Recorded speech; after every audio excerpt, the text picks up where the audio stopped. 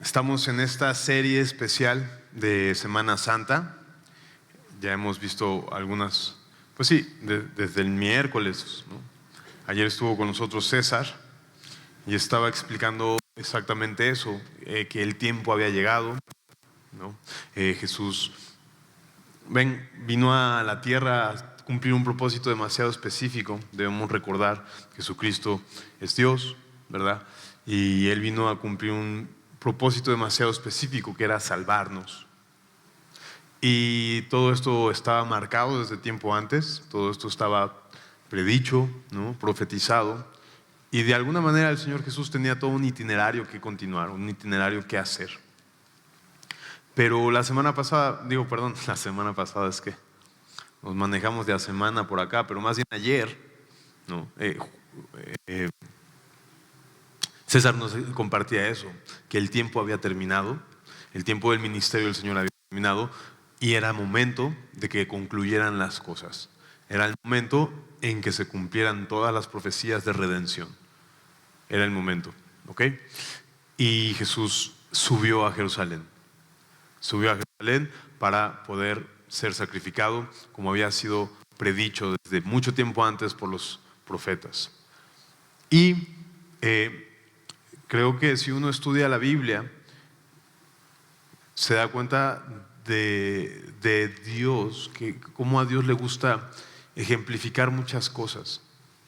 Y que es un Dios demasiado detallista y que es un Dios, no podríamos decir menos que es un Dios perfeccionista, ¿verdad? Y Dios decidió que Jesús muriera, ¿no? Y pagara nuestros pecados y nos redimiera dentro del marco de una celebración que apuntaba hacia eso, hacia la redención. Específicamente, vamos a ver hoy acerca de la última cena, ¿no? Vamos a ver hoy lo que se conoce como la última cena. Hace poquito leí un chiste, pues no sé si decirlo bueno o malo, pero como que Leonardo da Vinci, ¿te acuerdas de esta escena? De la última cena de Leonardo. Pues realmente así no era, y así no eran las mesas de aquel entonces y así no eran las cenas, ¿no? Y tampoco en el día de hoy, porque alguien decía, ¿me da una mesa para 26 personas? ¿Por qué para 26? Es que solo vamos a usar un lado, ¿no? Como que no era muy así la mesa, la pintura de Leonardo da Vinci, pero bueno, ese es otro cantar. Vamos a hablar hoy acerca de la cena del Señor. Acompáñame a Lucas, capítulo 21. Llegó el día de los panes sin levadura, en el cual era necesario sacrificar el cordero de la Pascua. ¿Okay? Jesús ya está en Jerusalén. Jesús ya fue, digámoslo así, examinado por los fariseos, por los líderes de la ley, ¿verdad? Ya le hicieron preguntas, ya Jesús contestó las preguntas. Alguien decía por ahí que Jesús se presentó ante estos líderes de la ley para mostrarse que era un cordero efectivamente sin mancha, intachable. Todos estos fariseos y estos líderes religiosos le hacían preguntas extenuantes, bastante complicadas, lo querían hacer tropezar y no encontraron ningún defecto en este cordero que iba a ser inmolado, ¿verdad? Entonces llega este día, el día de los panes sin levadura. Tenemos que recordar que era una celebración en donde los judíos tenían que ir a Jerusalén. Entonces estaba realmente Jerusalén repleto de judíos que subían, ¿no? Jerusalén está en una superficie más elevada, ¿no? Entonces los judíos subían a esta ciudad a celebrar este día. Se llamaba la semana de la Pascua, ¿verdad? O la semana de los días de panes sin levadura. Básicamente eran 7 días que empezaba empezaba el día 15 del primer mes judío, ¿okay? Y duraba 7 días. en esos 7 días no podían comer pan con levadura, ¿no? Y algunos incluso conocen como esta fiesta de tabernáculos, porque de alguna manera estaban recordando cómo Dios los había sacado de Egipto, ¿no? Y al sacarlos de Egipto los había llevado pues sí, a andar en el desierto, ¿no? Atravesar el desierto, y cómo vivieron una época sin casas, ¿verdad? Yéndose, pues caminando por el desierto sin casas. Entonces era este momento, este panes sin levadura, esta fiesta de panes sin levadura, básicamente es fiesta de los 7 días de los tabernáculos o de los panes sin levadura. Daba inicio con la celebración de la Pascua, ¿no? Como que primero los libero y después andan en el desierto, ¿no? Era el recordatorio de eso. ¿Cómo los liberaba? A través del Cordero Pascual. Si tú te acuerdas, y si no yo te recuerdo, en Éxodo, cuando Dios libera a su pueblo, la última plaga es una plaga que tenía que ver con matar al primogénito de las familias, y que la única manera de que la muerte no llegara a tu casa era cenar un cordero, y de hecho con hierbas amargas, ¿no? Porque de alguna manera lo amargo representaba el tiempo de amargura que vivieron esclavizados, ¿verdad? Y entonces cenaban este cordero, y con la sangre tenían que pintar el dintel de su puerta, y entonces en la noche, cuando viniera la plaga de la muerte y la sangre en el dintel de la puerta, la plaga pasaría de largo, ¿no? Y fue gracias a esta plaga que el faraón no creía, ¿no? Y se murió su hijo. Entonces pareciera ya derrotado Faraón, demasiado dolido. Fue gracias a esta plaga que Faraón dejó libre al pueblo judío y les dijo: váyanse ya, ¿no? Váyanse. Entonces esto es el Cordero Pascual, ¿no? El inicio de la libertad del pueblo judío. Y Dios había mandado en la ley, en la serie de reglas que había puesto a su pueblo, celebrar año con año esta festividad, recordarla a través de esta fiesta, ¿no? De los 7 días, ¿no? Una fiesta que duraba 7 días, empezando por la fiesta de la Pascua, cuando tenían que sacrificar por familia un cordero, prepararlo con hierbas amargas, ¿no? Y comerlo entre todos, en la familia. Así empezaba, ¿no? Entonces había llegado el día de la Pascua. Es muy interesante. Generalmente, un poco ahí nos deja ver Juan, que este día Jesús la celebró en la noche. Tienes que recordar que los días judíos empezaban en la noche y terminaban, ¿cómo decirlo? Empezaban por decir algo, ¿no? O sea, por decir algo que podamos entender. Empezaban como a las 6 de la tarde, empezaba el día, y terminaba pues a las 5:59 de la tarde siguiente. ¿Sí me explico? Entonces básicamente el inicio de su día era nuestra noche, ¿no? Es muy interesante. Por ejemplo, Génesis 1, en el momento de la creación, si tú lees Génesis 1, dice: fue la noche y la mañana un día, ¿viste? Entonces era más o menos así en los días judíos, ¿no? Entonces era la noche y luego la mañana y el atardecer, el día judío. Entonces Jesús aquí toma esta cena, ¿no? Toma la cena, la prepara antes. Es muy interesante porque en esta cena que vamos a ver no hay cordero.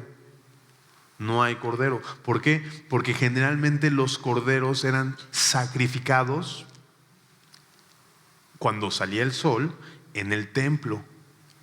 ¿Ah? Y después de que sacrificaban en el templo los corderos, en la tarde, en el sol, en la tarde, hacia inclinar la noche, empezaba la cena. Pero Jesús comió esta cena antes. ¿Sí me explico? Una noche antes, por así decirlo, ¿no? Por decir algo. Pon tú que hoy es ese día. Jesús estaría cenando a estas horas mientras los fariseos prepararían su cordero mañana en la mañana tarde y comerían su Pascua al declinar el día de mañana. ¿Sí me explico? Sin embargo, Jesús, al hacer esto, celebró la Pascua, como dicen las Escrituras, el mismo día que todos. No fue un día antes o un día después, fue el mismo día, solo que en diferente hora. Y no había un cordero, entre comillas, porque sí había un cordero, ¿verdad? Dice la Biblia que Jesús es el cordero que quitaba el pecado del mundo. Y entonces está en ese momento, llegó el día de los panes sin levadura, en el cual era necesario sacrificar el cordero de la Pascua. Y Jesús envió a Pedro y a Juan diciendo: id, preparad la Pascua para que la comamos. Ellos le dijeron: ¿dónde quieres que la preparemos? Él les dijo: he aquí, al entrar en la ciudad os saldrá al encuentro un hombre que lleva un cántaro de agua. Seguidle hasta la casa donde entre y decid al padre de familia: el maestro dice, ¿dónde está el aposento? ¿Dónde está el aposento donde he de comer la Pascua con mis discípulos? Entonces Él les mostrará un gran aposento alto y dispuesto, preparad allí la cena, ¿no? Y entonces sucede algo, pues sí, misterioso, ¿no? La verdad, o sea, realmente, ¿cómo sucedió esto? Pues no sabemos. No sabemos si Jesús ya le había dicho de antemano o simplemente actuó una fe sobrenatural en el que tenía la casa. Evidentemente era una casa amplia, ¿verdad? No era una persona pues pudiente, ¿no? Por ahí dicen que era el papá, ¿no? En Hechos 12:12 dicen que la iglesia se reunía en la casa de María, la mamá de Marcos. Entonces por ahí algunos dicen, ¿no?, que era eso. Si tú lees el Evangelio de Marcos, hay un muchacho misterioso que sale desnudo y de alguna manera lo que intentan decir ahí es que Marcos se balconeó en ese momento, estar en su casa, seguía como que vio toda la y se revela, ¿no? Lo que sale desnudo. Ahora, pero es una conjetura, no se sabe. Simplemente puede ser, o puede ser cualquier otra casa. ¿Cómo fue que el Señor abrió la casa de esta para Jesús y sus discípulos? Pues tampoco sabemos. Sabemos que Dios tiene todo ordenado, que Dios dice, y quién podría negarse a eso, ¿no? El caso es que encuentran este lugar. Fueron pues y hallaron como les había dicho y prepararon la Pascua. Cuando era hora, se sentó a la mesa y con los apóstoles y les dijo: cuánto he deseado comer con vosotros esta Pascua antes que padezca. Jesús sabía que ya iba a la cruz. Porque os digo que no la comeré más hasta que se cumpla en el reino de Dios. Y habiendo tomado la copa, dio gracias y dijo: tomad esto y repartidlo entre vosotros, porque os digo que no beberé más del fruto de la vid hasta que el reino de Dios venga. Y esto es interesante porque entonces es Jesús que está haciendo una celebración, y es Jesús que está gozoso, ¿verdad?, y ansioso de celebrar esto con sus discípulos, ¿no? Es muy interesante esto. O sea, lo que está diciendo es, de una manera, lo que está diciendo acá Jesús es que no volverá a haber una celebración de este tipo con Jesús hasta que Él regrese. Mientras tanto, digamos, la última vez que va a celebrar. Por eso dice, no beberé por eso os digo que no beberé más del fruto de la vid hasta que el reino de Dios venga. Está haciendo referencia a eso. No volveré a gozarme, por así decirlo, porque el fruto de la vid, el vino, era una representación, o eran los momentos en donde uno podía celebrar, ¿verdad? Entonces lo que está diciendo: no volveré a celebrar con ustedes hasta que vuelva y nos volvamos a reunir. Es lo que está diciendo. Entonces es la última celebración, es el último momento en que podemos reunirnos otra vez Y dice esto: yo estaba muy ansioso. Tal vez la palabra no es ansioso, tal vez la palabra es pues eso, ¿no? Deseoso, mejor dicho, más que ansias, deseos. Estaba muy deseoso de hacerlo, porque sabía que al día siguiente no lo iba a poder hacer, porque iba a estar siendo sacrificado. Él iba a ser el cordero que iba a estar siendo sacrificado. Entonces es muy interesante. Lo primero que podemos ver es eso: era necesario que hubiera un cordero, y el cordero, aunque no estaba, o sea, no estaba para comerse, sí estaba ahí, y era Jesús. Era el cordero. Y de una u otra manera es el momento en donde Jesús invita a sus discípulos a participar del cordero pascual. Invita a los discípulos a eso, a celebrar a un cordero que iba a redimir su pueblo, que iba a redimirlos e iba a hacer que pasara la condenación de la muerte de largo, ¿no? Que iba a pasar de largo. Y entonces empieza esto: tomen esto y repártenlo entre todos ustedes. Y tomó el pan y dio gracias y lo partió y les dio, diciendo: este es mi cuerpo que por vosotros es dado, haced esto en memoria de mí. De igual manera, después hubo cenado, tomó la copa diciendo: esta copa es el nuevo pacto en mi sangre que por vosotros se derrama, ¿no? Entonces, aquí de alguna manera Jesús instaura la cena del Señor. Y es cuando hace que participemos del sacrificio de Cristo. Básicamente está diciendo: este pan que lo van a repartir entre ustedes y que se van a comer es mi cuerpo, ¿ok? Y esta sangre, digo, este vino es mi sangre. Y tanto mi cuerpo, ¿no? Dice, es dado por vosotros, y mi sangre es por ustedes derramada. Y lo que está diciendo es esto que pues, probablemente todos nosotros conocemos. Jesús está haciendo referencia al momento en que su cuerpo iba a ser pues machacado en la cruz de Cristo, en la cruz del Calvario. Y es el momento en donde su sangre está siendo derramada por Él. Está haciendo una clara referencia al sacrificio de sí mismo en la cruz del Calvario. Y explica el por qué es este sacrificio. Explica que es por ellos, ¿no? Explica que es en favor de ellos. Explica que es la manera en librarlos a ellos. ¿Me explico? Entonces, creo que lo vamos a ver más adelante, lo vamos a ver mañana, ¿no? Mañana que vamos a hablar con respecto al sacrificio de Cristo. Pero Jesús está adelantando aquí a lo que va a pasar y está demostrando que Él es entonces la propiciación por nuestros pecados. Como diría Juan en su primer capítulo, ¿no? Como diría Juan el Bautista en el primer capítulo de Juan, el evangelista. Él es el Cordero que quita el pecado del mundo. He aquí el Cordero que quita el pecado del mundo. Entonces es esto. Y lo que es muy interesante es esto. O sea, Jesús está simplemente a través de esto haciendo un simbolismo de su sacrificio.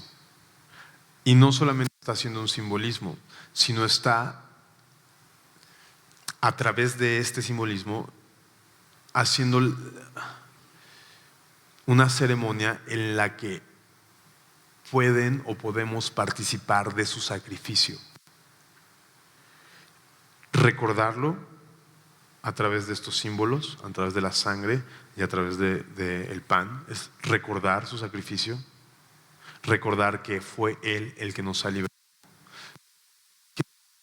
Que lo que quiere Jesús es precisamente eso, que nosotros empezamos a participar de esto. Más adelante, precisamente Pablo escribe al respecto, en 1 Corintios, en el capítulo 11, versículo 23, porque yo recibí del Señor lo que también os he enseñado, que el Señor Jesús, la noche que fue entregado, tomó pan y habiendo dado gracias, lo partió y dijo: tomad, comed, esto es mi cuerpo que por vosotros es partido. Haced esto en memoria de mí. Asimismo, tomó también la copa después de haber cenado, diciendo: esta copa es el nuevo pacto en mi sangre. Haced esto todas las veces que la bebiereis en memoria de mí. Así pues, todas las veces que comieras este pan y bebieras esta copa, la muerte del Señor anunciás hasta que Él venga, ¿no? Entonces, dice un poquito más adelante, el 27, de manera que cualquiera que comiere este pan o bebiera esta copa del Señor indignamente será culpado del cuerpo y de la sangre del Señor. Por tanto, pruébese cada uno a sí mismo y coma así del pan y beba de la copa, ¿no? Entonces, un poco lo que sucede es que Jesús está dejando en esta institución de la cena el recordatorio de su sacrificio. Y no solamente el recordatorio de su sacrificio, sino el momento en donde participamos de él. Más adelante dice esto, o sea, Pablo como que le explica un poquito ahí en 1 Corintios, como que le dice: el propósito al tomar estos elementos es que podamos examinar nuestro corazón a la luz del sacrificio de Cristo. Y después de examinar nuestro corazón, por eso dice: pruébese por tanto cada uno a sí mismo y coma.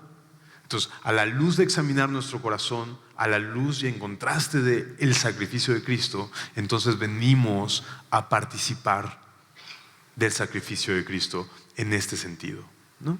En este sentido. Ha habido muchas, no sé si valga mucho la pena hablar de pues todas las ideas que han surgido alrededor. Alguna doctrina por ahí dice que en ese momento, cuando comes el pan, literalmente se convierte en carne, en la carne de Cristo y cosas así. Pero no creemos en eso. O sea, realmente creemos que es un momento en donde Dios está dejando un simbolismo, como lo ha hecho a lo largo de toda la Biblia. O sea, cuando dice: yo soy la puerta, ninguno cree que Jesús es una puerta, ¿verdad? Entonces vemos todo este simbolismo en este sentido, ¿no? La fiesta de la Pascua está hecho, es un simbolismo también, ¿verdad? Está reflejando una realidad mayor. Ok, entonces Jesús dice esto, y es muy bello porque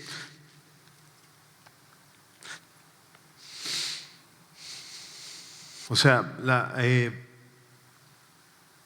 la fiesta de la Pascua era demasiado específica y tenía fechas y tenía momentos, pero Jesús está haciendo algo nuevo aquí. Está, como diría la Biblia, desechando lo viejo, instaurando lo nuevo, ¿verdad? Porque ahora la Pascua bueno, los cristianos vendríamos a reemplazar esa celebración por esta nueva celebración. Dejaremos la Pascua, o no, nosotros tal vez no, pero muy probablemente los judíos que empezaron a creer en Cristo dejaron la Pascua, dejaron de celebrar al Cordero Pascual y empezaron a celebrar a Jesucristo, ¿no? Y esto empieza a cobrar mucho sentido, como por ejemplo cuando Jesús le dijo a la samaritana: la hora es, y ha llegado la hora en que los verdaderos adoradores adorarán en espíritu y en verdad, porque tales adoradores busca el Señor que le adoren, ahí en Juan 4, ¿no? Y entonces esta celebración empieza a ser más de ese tipo de carácter. Ya no es una celebración tal vez instaurada, rigurosa, sino empieza a nacer como un deseo de tener convivencia con el Señor Jesús, de hacer propia la cruz de Cristo, ¿no? De volver a regresar a ese momento en donde todo cambió. Y Jesús les deja una liturgia, si quieres llamarlo así, en donde puedan regresar a ese momento. Jesús dijo: yo soy el pan de vida, ¿se acuerdan? Y cuando dijo eso, habló muchas cosas al decir eso. Y un poco lo que decía es: la convivencia conmigo es lo que te da vida. El participar de mí es lo que te da vida, ¿verdad? Y entonces Jesús vuelve a dejar esta misma ilustración, pero ahora a través de estos elementos: la sangre en el vino y su sacrificio en su cuerpo en el pan, diciendo: depende de mi cruz, depende de mi sacrificio, mantente en mi sacrificio, recuérdalo. Porque lo que está diciendo, cada vez que coman de esto, y ya no había una fecha en específico, generalmente los cristianos lo hacían cada vez que se reunían, ya no había que esperar un año tras año, había un deseo profundo de reunirse con Jesús. Y decía: cada vez que celebren esto, piensen en ustedes, en su pecado, examinen su corazón y entonces recuerden que me necesitan. Examinen su corazón y participen de la cena. Este momento en donde recordábamos al Señor Jesús y participamos de Él. Pero termina diciendo algo demasiado increíble. En realidad termina diciendo algo muy increíble. O sea, esta copa es el nuevo pacto en mi sangre, que por vosotros es derramado. Y eso es, otra vez, creo que lo que está sucediendo acá es que Jesús está en esta cena haciéndoles partícipe a todo aquel que quiera de su sacrificio redentor.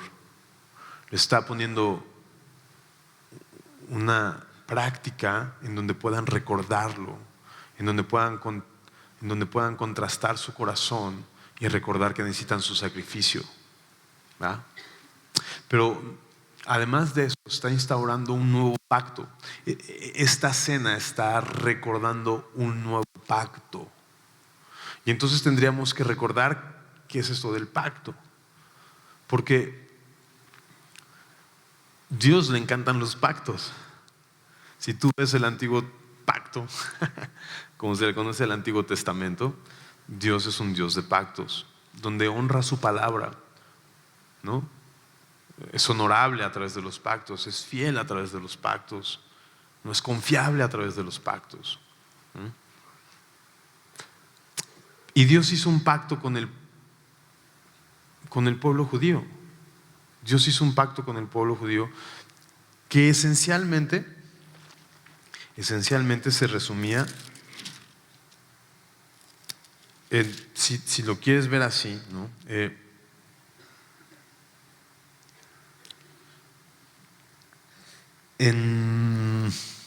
Déjame buscarlo. Esencialmente se resumía en 10 mandamientos, ¿no?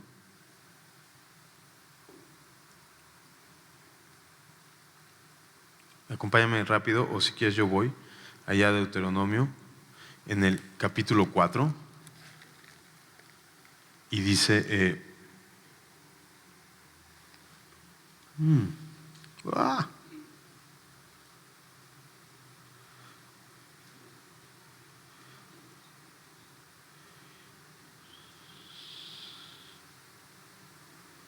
aquí está, 4:13. Y Él os anunció su pacto, el cual os mandó poner por obra los 10 mandamientos y los escribió en 2 tablas de piedra, ¿no? O sea, lo que quiero decir con este versículo es que ¿cuál es el pacto que Dios hace? El pacto básicamente que Dios hace con el pueblo judío es que ellos tenían que guardar los mandamientos para tener vida, que tenían que guardar los mandamientos para, ahora sí que ¿quién decía? Los guardamientos, ¿no? O sea, son los guardamientos. Tenían que eso, guardar los mandamientos para tener vida. Si me acompañas a Éxodo, capítulo 24, vemos otro momento de estos en donde Dios viene y habla acerca de estos mandamientos, ¿no? En el versículo 4 Dice, y Moisés escribió todas las palabras de Jehová, y levantándose de mañana edificó un altar al pie del monte y 12 columnas según las 12 tribus, y envió jóvenes a Israel. Espérame. Y no sé qué. Y dice versículo 6, y Moisés tomó, 24:6, y Moisés tomó la mitad de la sangre y la puso en tazones y esparció la otra mitad de la sangre sobre el altar, y tomó el libro del pacto y lo leyó a oídos del pueblo, el cual dijo, haremos todas las cosas que Jehová ha dicho y obedeceremos. Entonces Moisés tomó la sangre y roció sobre el pueblo y dijo, he aquí la sangre del pacto que Jehová ha hecho con vosotros sobre todas estas cosas. Y eso, o sea, básicamente está haciendo referencia a que a que de alguna manera el pueblo judío dijo, todas las cosas que nos has mandado, o sea, puede resumirse en los 10 mandamientos, pero en realidad está haciendo referencia a toda la ley, ¿no? A los primeros, a todo Éxodo, todo Levítico, todo Deuteronomio, a todas las leyes de sanidad, de celebraciones, de justicia. Entonces, básicamente, el que se resumen en los 10 mandamientos, pero básicamente el pacto era que si los cumplían, Dios los bendecería, ¿no? Y un poco Pablo explica esto en Gálatas, ¿no? Explica de qué trata el pacto. Pablo dice, porque todos los que dependen de las obras de la ley están bajo maldición, pues escrito está, maldito todo aquel que no permaneciere en todas estas cosas escritos en el libro de la ley para hacerlas, ¿no? En Deuteronomio 27 cuenta todo lo que tienen que hacer, termina la ley y termina diciendo esto. O sea, Deuteronomio 27 es este momento en donde pues básicamente está resumiendo o está terminando de leer todos los estatutos y les termina diciendo esto: si no permaneces en estas cosas escritas para hacerlas, vas a ser maldito. Ese es el pacto, ¿no? Y más adelante lo vuelve a explicar, o sigue explicándolo aquí Pablo en Gálatas, ¿no? Y que por la ley ninguno se justifica para con Dios, es evidente, porque el justo por la fe vivirá. Y la ley no es de fe, sino que dice, el que hiciere estas cosas vivirá por ellas. Entonces Pablo en Gálatas simplemente está dejando en claro de qué trata el pacto de Dios con el pueblo judío, el antiguo pacto. Y el antiguo pacto era muy sencillo. Básicamente está diciendo, si tú eres obediente, yo te bendigo. Si tú eres desobediente, pues te maldigo. Y el pueblo judío dijo, sí, no le hace, nosotros cumplimos. Ahora sí que, como dice el viejo y conocido refrán, dijeron, enchílamela que me la como, ¿no? No importa. ¿Y qué pasó? Pues nadie podía. Y esto es muy interesante porque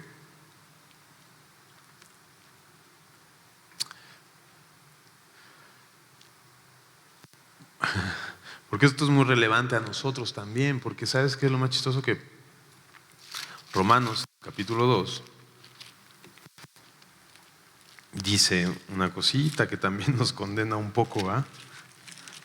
Romanos capítulo 2 dice que, versículo 14, por cuanto los gentiles, o sea, nosotros, por cuanto los gentiles que no tienen ley, o sea, que no bajó Moisés y no vimos un Dios derritiendo y pulverizando un monte entero y después de ahí salió Moisés con las tablas de la ley. No tenemos nosotros como gentiles eso, pero por cuanto los gentiles que no tienen ley hacen por naturaleza lo que es de la ley, no matarás, no mentirás, no robarás, ¿no? Por naturaleza hacemos eso. Entonces, dice, hacen por naturaleza lo que es de la ley. Estos, aunque no tengan ley, son ley para sí mismos. ¿Por qué? Mostrando la obra de la ley escrita en sus corazones, dando testimonio a su conciencia y acusándoles o defendiéndoles sus razonamientos en el día que Dios juzgará por Jesucristo los secretos de los hombres. Entonces, Aunque nosotros no tenemos ese pacto, sí lo tenemos. ¿En qué sentido? Déjame te lo explico. Tenemos la ley de Dios en nuestro corazón. Por eso sabemos lo que está bueno y lo que está malo. Simple y sencillamente.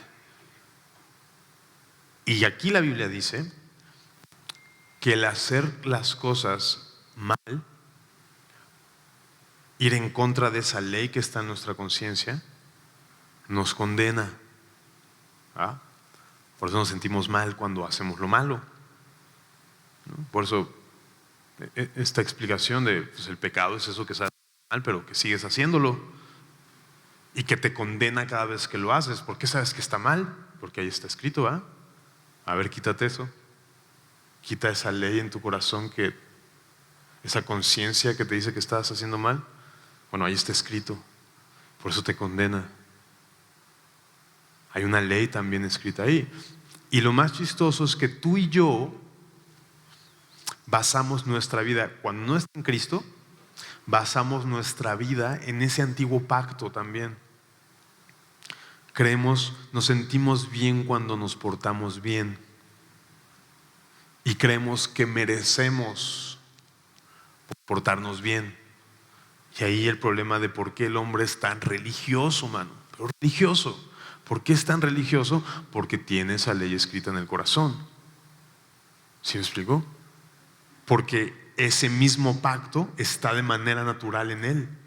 Me porto bien, me debería ir bien. Me porto bien, debería ganarme el cielo. Si yo lo hago, enchílame la que, enchílame otra.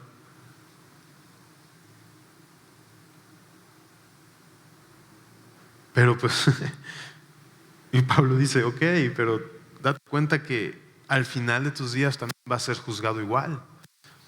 No con la ley mosaica, pero sí con la ley de tu corazón. Estás bajo la ley. Sigues bajo la ley. ¿Y no escuchaste a Pablo? Que dice, maldito el que no permaneciera en todas las obras de la ley. Entonces, de una u otra manera, ese mismo pacto que arrastraba al pueblo judío está en nosotros también, escrito y expresado en nuestra conciencia, donde al final de los días seremos juzgados también por ella. Si fuimos fieles a esa ley de nuestra conciencia, o si en algún momento hicimos aquellas cosas que nuestra conciencia nos decía que no tenemos que hacer. Seremos juzgados también bajo esa ley. Pero viene Jesús y dice algo maravilloso. ¿Qué es lo que dice? Establezco un nuevo pacto contigo. Establezco un nuevo pacto contigo.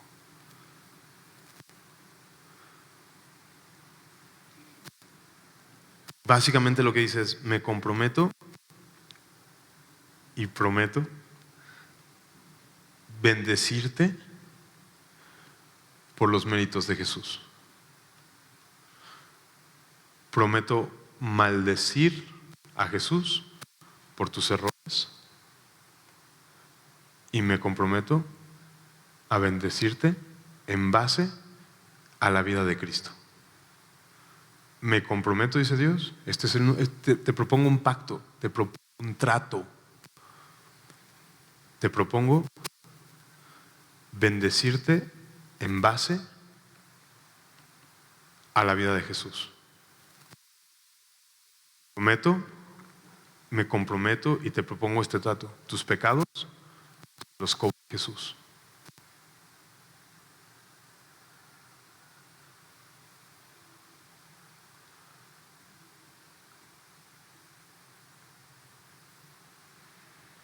¿Quién rechazaría ese pacto? Porque eso es lo que está diciendo. Te tengo un nuevo trato. Te bendigo por lo que haga ese hombre. ¿Y sabes qué? Jesús pasó la prueba. Jesús no tiene mancha. Jesús es intachable.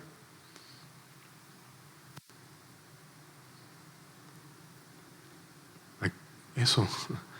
¿A quién le gustaría recibir ese favor, esa gracia, esa misericordia? Y es lo que Jesús en ese momento está diciéndole a sus discípulos. Esta celebración, estamos celebrando que yo, diría Jesús, voy a tomar lo amargo y a ti te voy a dar lo dulce. Esto es la celebración. Cada vez que celebres este pacto, acuérdate de que Dios te mira con mi justicia y nada más. Acuérdate que Dios te bendice por lo que yo hice en esa cruz. Esta es la sangre del nuevo pacto. Que nuevo pacto, no lo que puedas hacer, sino lo que yo pueda hacer, sino lo que yo hice. ¿Y sabes qué? Dice la Biblia que cuando Jesús resucitó, demostró que el sacrificio fue aceptado. Que cuando Jesús resucitó, fue pagado nuestro pecado. Que cuando Jesús resucitó, su justicia era perfecta. Y ahora, cuando Jesús resucitó, dice, esa perfección, esa justicia, se las doy a ustedes que participan de mi sacrificio. ¿Ok? Solo eso. Eso celebramos cada vez que vamos a la cena del Señor. Un nuevo pacto. Examínate y reconoce que Él lo ha hecho todo. Todo por completo. Eso está increíble, pero no termina ahí la cosa. No termina ahí la cosa. Hay algo más. Jeremías en el capítulo 31 hablaba acerca de ese pacto precisamente, ¿no? De que existiría un nuevo pacto. Déjame, voy rápido allá. Jeremías 31. Y dice, versículo 33, ¿no? Si quieres, desde el 31 habla acerca de este nuevo pacto. Aquí vienen días, dice Jehová. 31, Jeremías 31. Y aquí vienen días, dice Jehová, en los cuales haré un nuevo pacto con la casa de Israel y con la casa de Judá. No como el pacto que hice con sus padres. Ya explicamos ese pacto, ¿no? Con sus padres el día que tomé su mano para sacarlos de la tierra de Egipto. Porque ellos invalidaron mi pacto. O sea, no les importó. Dijeron, sí, lo vamos a hacer. Y hicieron nada. Aunque yo fui un marido para ellos, dice Jehová. Pero este es el pacto nuevo que haré con la casa de Israel después de aquellos días, dice Jehová. Daré mi ley en su mente y la escribiré en sus corazones, y yo seré a ellos por Dios, y ellos me serán por pueblo. Y lo maravilloso de esta celebración, lo maravilloso de este nuevo pacto, no es solamente que nos da vida, no solamente nos da salvación, no solamente nos hace justos, no solamente nos hace justos, sino que nos da libertad, libertad del pecado y libertad para poder vivir de la manera correcta. Si tú lees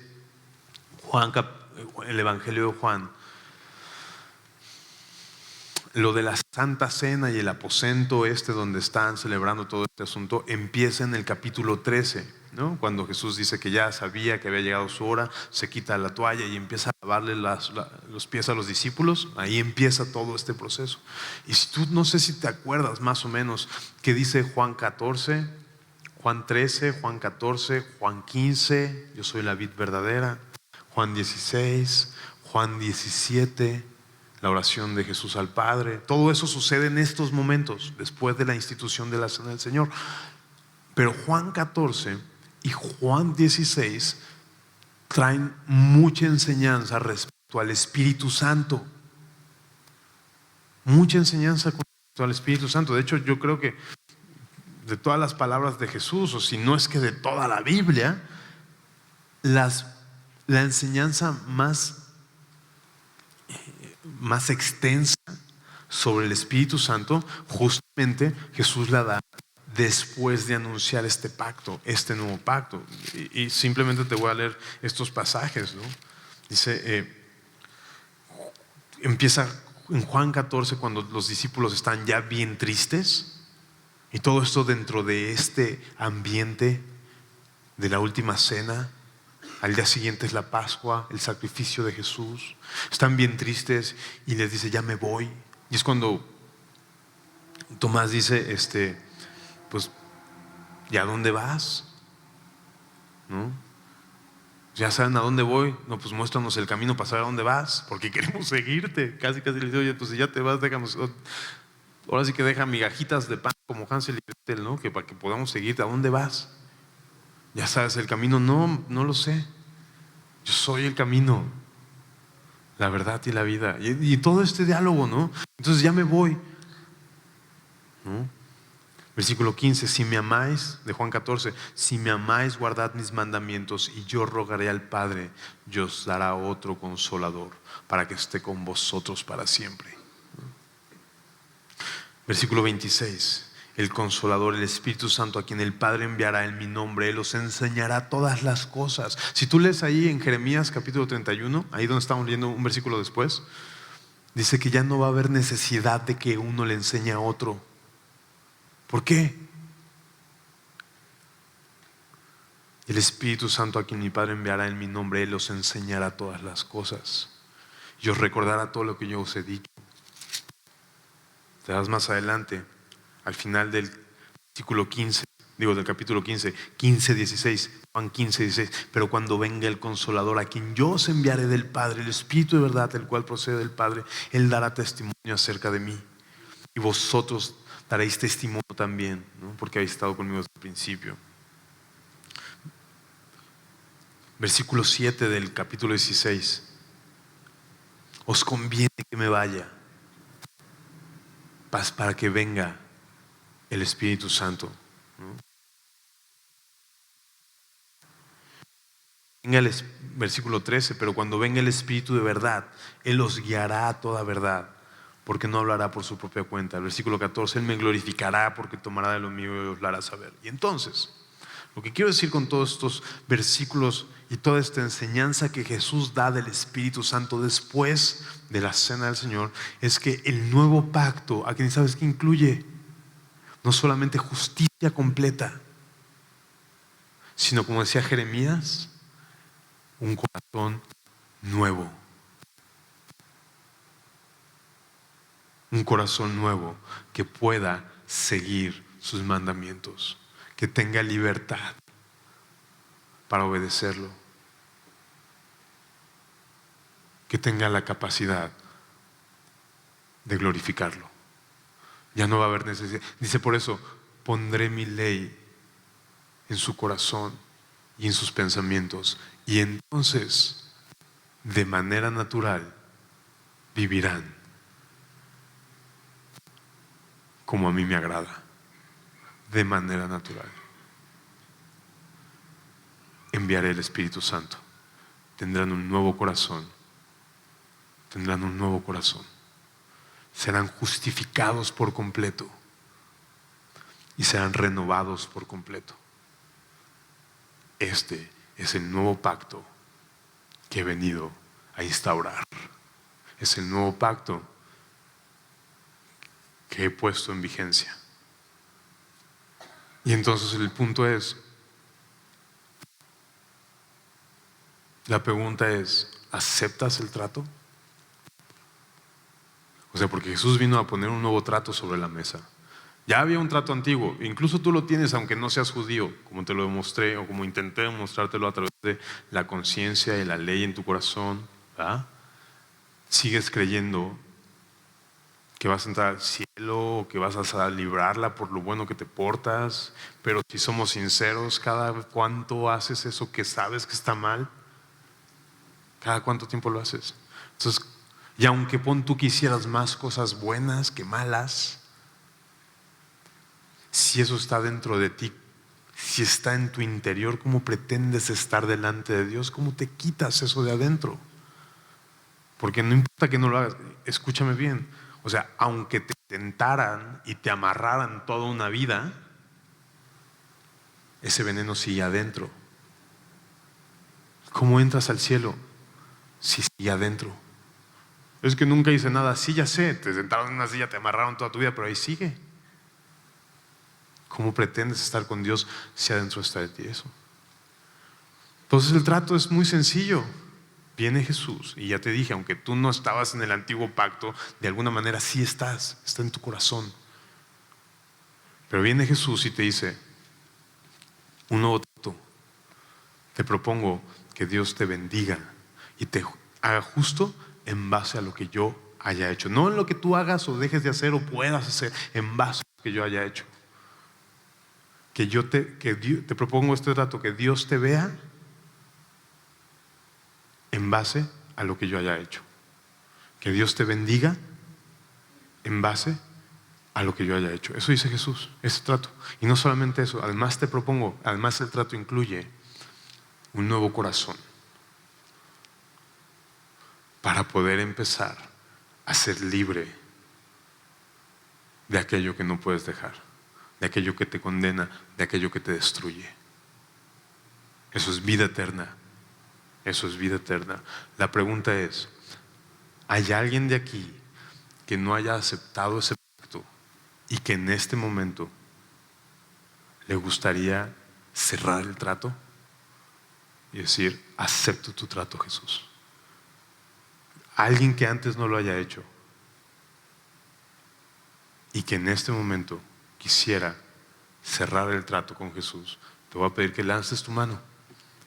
¿Hay alguien aquí que no haya hecho eso antes y que en este momento quiera cerrar el trato? Haz de cuenta que, pues sí, como que la firma, vamos a ponerlo así, no es tanto así, pero vamos a ponerlo así, como que la firma es alzar tu mano. Es mucho más profundo que eso, ¿ah? Porque puedes alzar tu mano y no pensar ni creer en nada y sirve para dos cosas. Pero si realmente quieres hacer ese trato y no lo has hecho antes, muéstrame con tu mano arriba que quieres hacer el trato. Dios los bendiga, Dios los bendiga. ¿Alguien quiere cerrar el trato con Jesús? Dios te bendiga.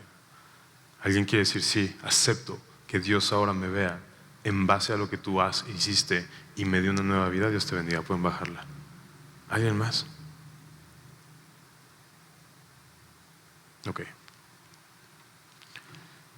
Cierra tus ojos. Tú que alzaste la mano, cierra tus ojos y vamos a orar. Te voy a guiar en una oración para que puedas decirle a Jesús que aceptas el trato. Cierra tus ojos, repite después de mí: Señor Jesús, acepto el trato. Si tú quieres verme en base a lo que ha hecho Jesús, si tú me propones ese trato, lo acepto. No lo merezco, pero lo acepto. Si tú quieres verme tan justo como a Jesús, lo acepto. Y si este trato incluye transformar mi corazón para dejar de pecar, acepto el trato. Acepto este nuevo pacto. Acepto conducirme delante de ti bajo estos términos. Bajo estos términos. Te entrego mi vida en el nombre de Jesús. Amén. Y vamos a orar todos también. Señor Jesús, gracias por tan grande propuesta, por tan grande obra. Gracias por habernos propuesto algo así. Gracias porque ahora ya no cuenta delante de ti nuestro pecado y nuestra injusticia. Cuenta ahora delante de ti lo que hiciste tú por nosotros. Gracias porque ahora somos justificados. Y no queremos evitar y eludir que ese trato incluye una transformación de corazón, Señor. Sigue transformándonos. Sigue renovándonos. Sigue haciendo tu obra en nuestra vida, por favor, Padre. Gracias te doy, Dios, por esto en el nombre de Jesús. Amén.